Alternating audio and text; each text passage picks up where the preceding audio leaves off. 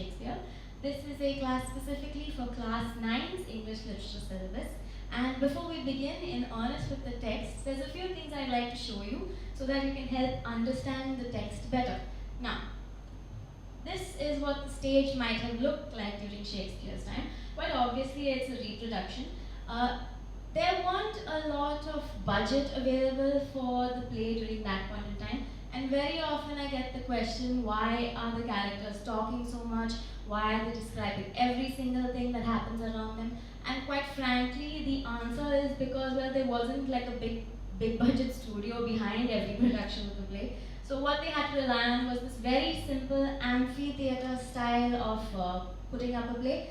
Open stage, you can see that there's not a lot of props, not a lot of background, and in fact you can see that the people are standing, they're not even sitting down. The reason for this was because the theatre was again cheap entertainment during that time. So authors and writers and playwrights and actors, they had to depend on using characters to tell an audience what was happening, how much time had passed. And another thing is, this made the play very convenient. The only thing you really have are musicians, good actors, and a great deal of something like music and very good extempore and public speaking. So the play could also easily be moved to another location, like to a festival or to a lord's house during a particular time, so that the play could be put up there as well. And again, Shakespeare's plays, they have themes that transcend from just historical fiction to things that are still valid today.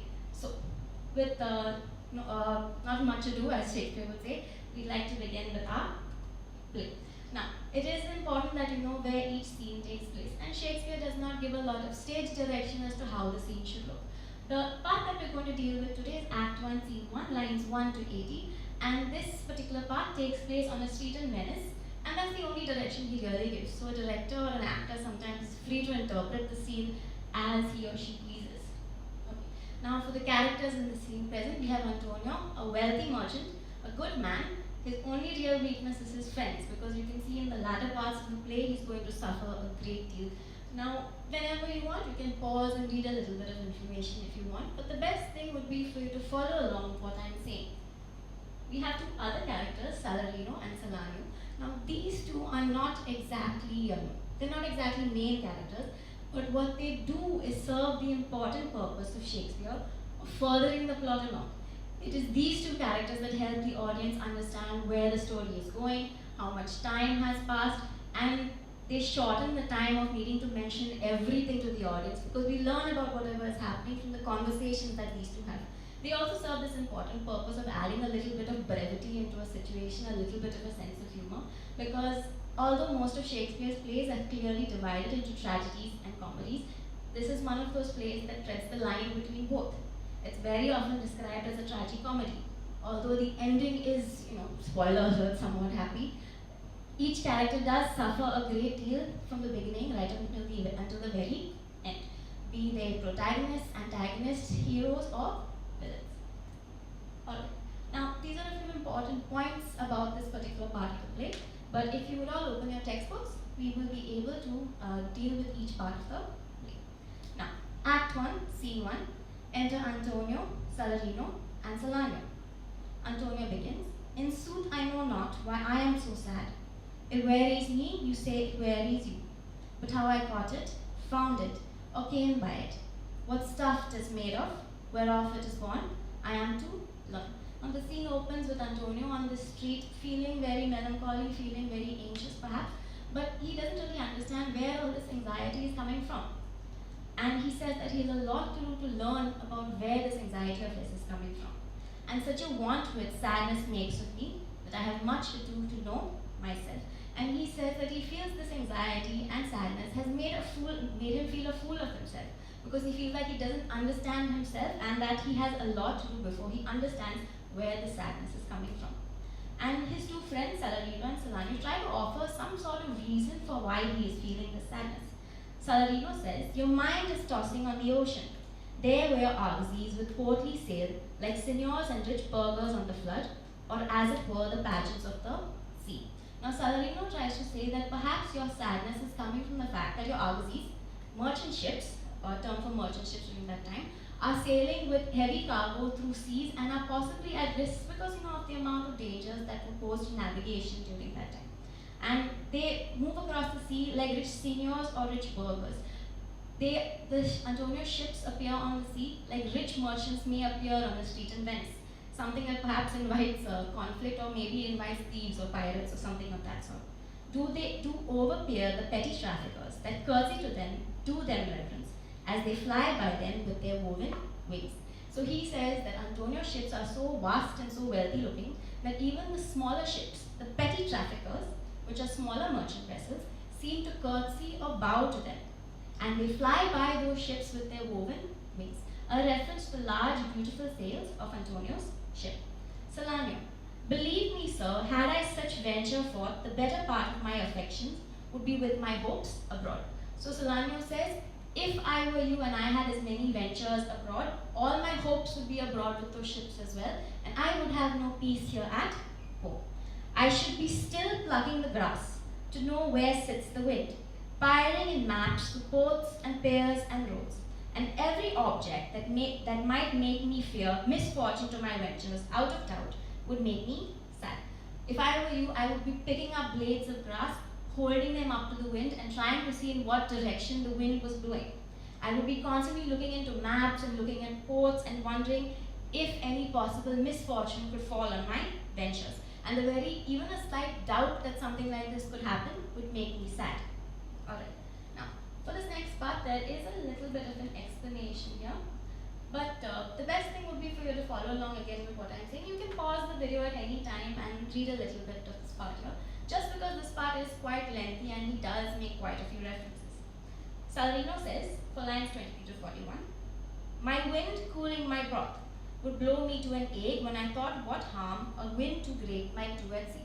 So Salarino says, I would even be afraid of blowing on my soup because the blowing on my soup would remind me of the dangers a great wind at sea might do to my ships, and it would make me feel sick.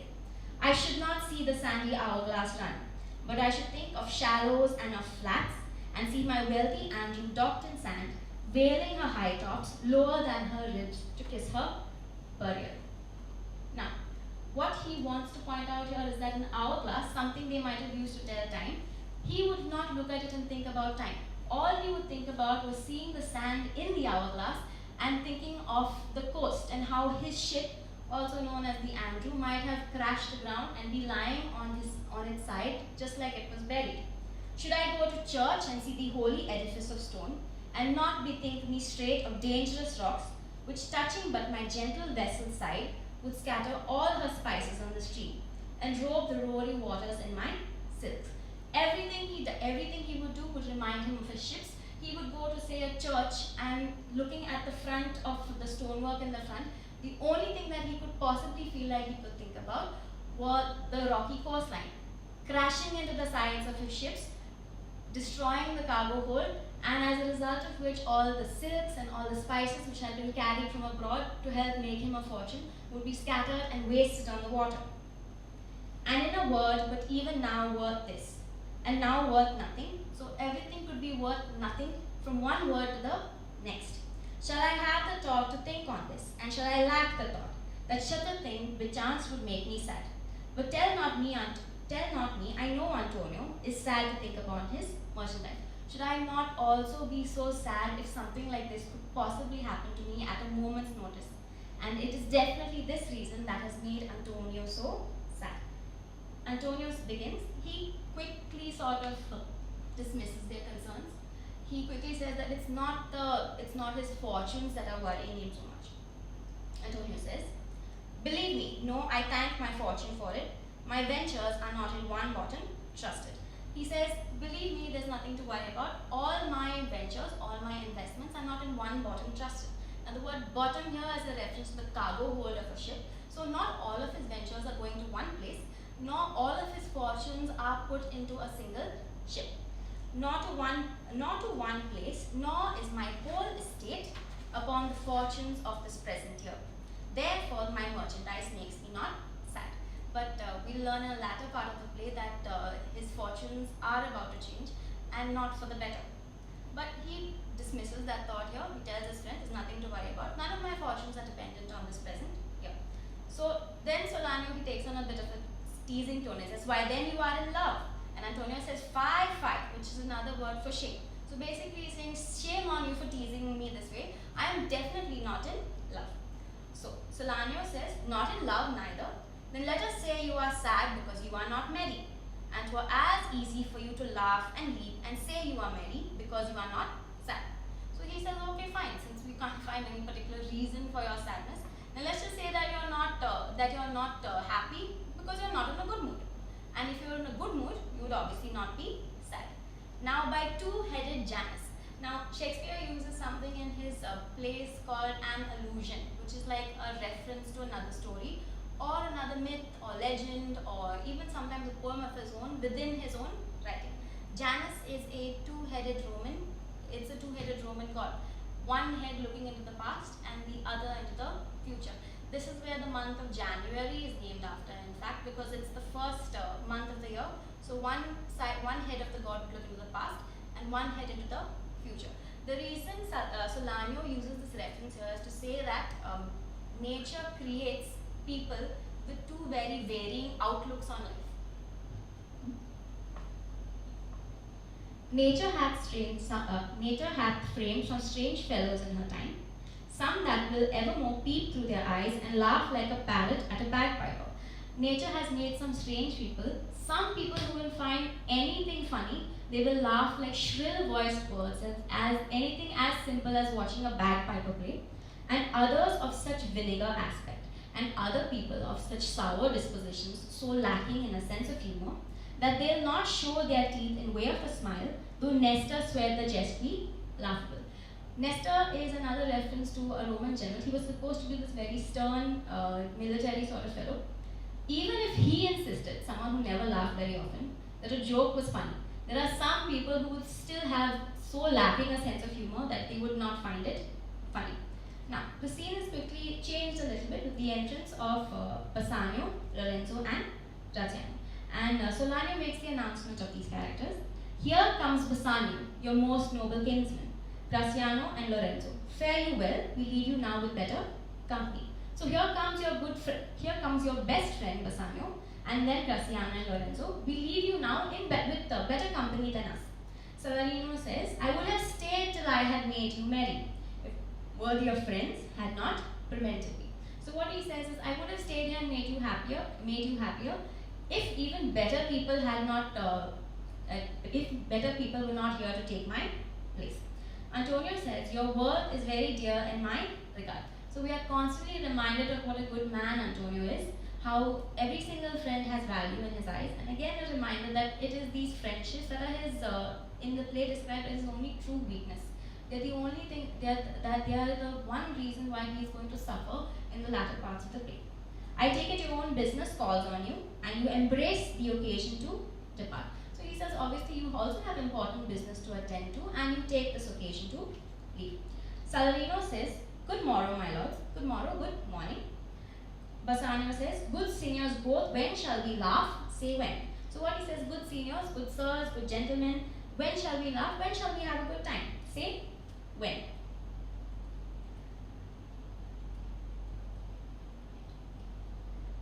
You grow exceeding strange, must it be so? So what he says here is you've become almost like strangers. Should it be like this? It's been so long since we've had a good time together. So Salarino says, we'll make our leisures to attend on yours. Don't worry, we'll definitely find some spare time so that we can spend it together and enjoy ourselves as friends. And with this, Salarino and Solanio exit. So Lorenzo begins, my lord Bassanio, since you have found Antonio, we too will leave you. But at dinner time, I pray you have in mind that we must meet. So Lorenzo says, since you have found your good friend Antonio, we leave you with him. But remember that we have agreed to meet at a certain place at dinner time. Bassanio says, I will not fail you. I won't forget. I will definitely remember. Graziano also notices this unhappy demeanor that Antonio has taken on. He says, you look not well, Signor Antonio. So he comments on the fact that he looks very upset. You have too much respect upon the world. They lose it that you buy it with much care. Believe me, you are marvelously changed. So they have too much respect upon the world. It's like a reference to saying that Antonio has so many cares and worries. On the one hand, there's the merchant ships, There's the fact that, he's the kind of person who always worries so much about other people. So what Graciano is basically saying is that people who are too invested, who care too much for other people, who invest too much in the opinion of the rest of the world, are often very easily hurt by it. Okay? So believe me, you are marvelously changed. It is all these worries and concerns and worries that have changed Antonio into this man who is not very happy. Antonio says, I hold the world, but as the world, Graciano, a stage where every man must play a part, and minor, sad one. Shakespeare made use of something in his plays called foreshadowing, an indication in an earlier part of the play that something would go wrong in the future. Now, Antonio says these lines, I hold the world, but as the world. He does not feel that the world has changed, and it is a stage where every man must play a part, and Antonio's part is obviously that of a sad one. And indeed, these lines prove very prophetic, because he is going to be a sacrificial lamb, or something that will suffer for the rest of the world, at least in the latter parts of the play. We end with this part of the lesson for your Merchant of Venice textbook for now. But it is a very important line to note because it is prophetic for what happens in the rest of the play. Now, if you look to the presentation, you can see that there are a few questions and answers solved for you. Please try and remember that you're not going to get more marks for writing more words or writing more sentences. The best thing would be to read the context, read the question, answer the question to the point as far as possible. You can pause the video at any time and have a look at the questions I solved here for you. There are a total of 5 questions usually given for each question set or reference to context question. There is question 1, question 2, 3, 4 and 5. And as you can see, they are solved to the point. There's no extra information. Whatever's asked for, that's the only thing that you should write. And for a little bit of homework in your Merchant of Venice workbook that you have at home, on page 19, try and solve question 1. It's very simple, very straightforward, to the point, and that is the idea that you should be taking in when you're answering your questions. How much do I know about each character? How well do I know a play? So I can't stress enough that the most important studying that you're going to do for English in general is to read your textbook well. Don't just think about plot. Think about understanding a character, what are their biggest motivations, what are their goals, and I'm sure that this play will move from something that is archaic and indecipherable to something very simple and easy, and something that would make you feel comfortable when you're answering your exams, or just maybe fondly when you think back on school in a few years. Alright, so remember, answer question 1 on your workbook, and thank you so much for paying attention to this class. I hope that this helps bring Shakespeare out of the dark ages for you into something that you can understand very easily. Thank you.